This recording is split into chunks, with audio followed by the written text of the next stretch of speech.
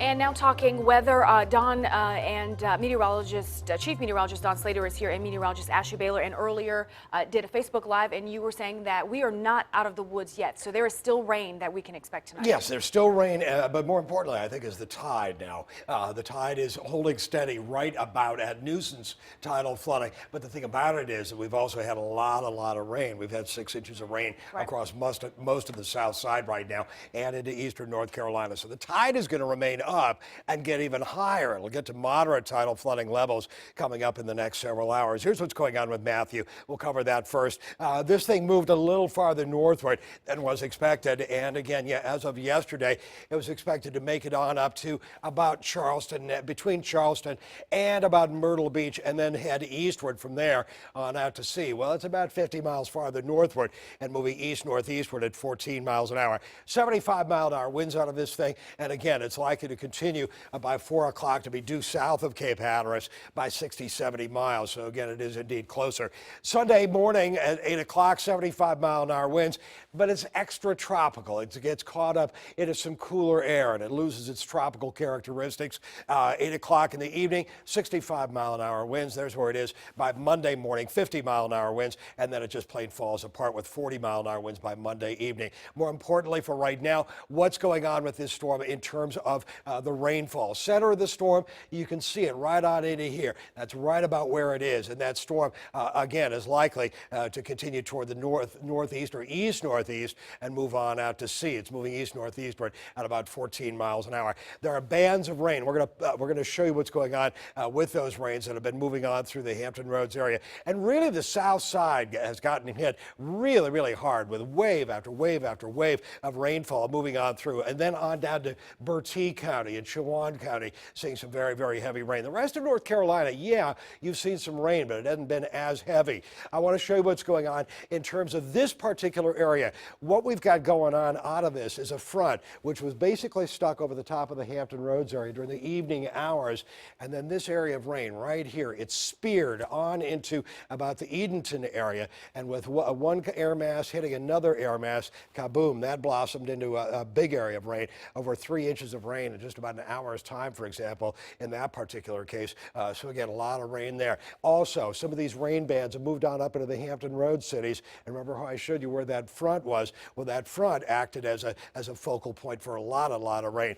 40-mile-an-hour winds, gusting at times to around 50 into the Hampton Roads area, 32, 26 miles an hour here, 12 miles an hour in Kill Devil Hills, but we saw some heavier winds on down to where Joe Fisher was. But you know, there's a wind shift line right on into here, and that's that front. And with that front, we got one kind of air hitting another kind of air, and it causes the air to rise, and we ended up with that focal point over the Hampton Roads area for much of the late afternoon and early evening hours. And now it's been shifting around with this area spearing on in. And again, we've seen some of that heavy rainfall continuing. Here's what's going on Hickory into the Chesapeake Municipal Center. Southern sections of Virginia Beach seeing some pockets of heavy rainfall. A little bit of a pocket here and there into Currituck County, farther westward into eastern Gates County. And again, earlier, very heavy rain once again into the Gates, into Chowan County.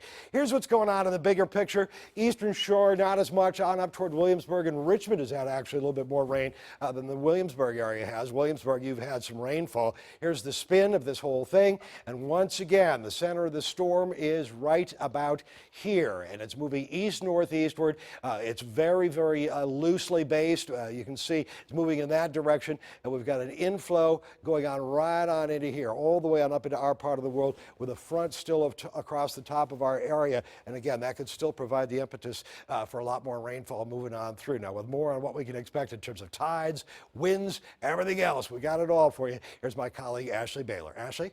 Yeah, something I really want to mention here is I was actually just checking on the river levels, and one river that we really need to note right now is the Nansemond River in Suffolk. It's about to approach major flood stage there. Right now, it's at 7.95 feet. Major flood stage is at 8 feet, so it's right there. So if you happen to live near the Nansemond River, again, I would not try and go out in this situation. You have to go up. You almost have to do what we call a vertical evacuation. So if it starts to kind of breach your garage or the first level of your home, go up to the second floor. hour. You can see those flash flood warnings in effect for all these areas shaded in this dark red color, and they're set to be in effect through the very early morning hours on Sunday. So let's go through a timeline here of exactly what you can expect from now until we get through Sunday. And you can see even at midnight, we are still going to be tracking some of these bands of moderate to heavy rainfall. But by 7 o'clock tomorrow morning, that heavy rain is going to be out of here. We'll just be tracking light rain. And here we go towards noon. Just a few lingering showers in northeast North Carolina, but that storm is going to kick out of here. So by the time we get to tomorrow afternoon, yes, it'll be brighter, but we'll still have the wind. Let's talk about the wind. And right now we're seeing sustained wind speeds between 15 all the way up to 36 miles per hour. Wind gusts are even higher than that. Right now we have wind gusts right around 46 miles per hour at Virginia Beach, 45 in Currituck, and those numbers will continue to go up.